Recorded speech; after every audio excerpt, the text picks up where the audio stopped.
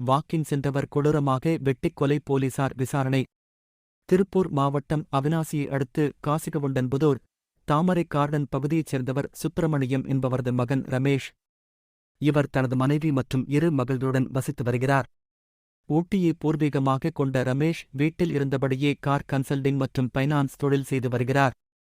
இந்நிலையில் ரமேஷ் இன்று அதிகாலை நடைபயிற்சி மேற்கொண்டிருந்த போது கோவை சேலம் 6 வழிச்சாலை மங்கலம் சாலை பைபாஸ் அருகே சர்வீஸ் சாலையில் காரில் வந்த மர்ம நபர்கள் அரிவாள் உள்ளிட்ட ஆயுதங்களால் சரமாரியாக ரமேஷை வெட்டிவிட்டு தப்பிச் சென்றுள்ளனர்.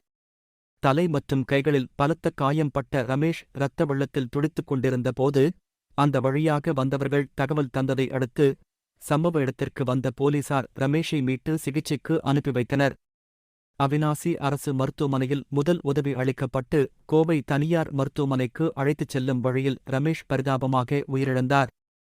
வாக்கிங் சென்றவர் வெட்டி கொலை செய்யப்பட்டது அப்பகுதியில் பெரும் பரபரப்பை ஏற்படுத்தியுள்ளது. கொலையாளிகள் யார், கொலைக்கான காரணம் என்ன என்பது குறித்து அவிநாசி போலீசார் தீவிர விசாரணை மேற்கொண்டு வருகின்றனர்.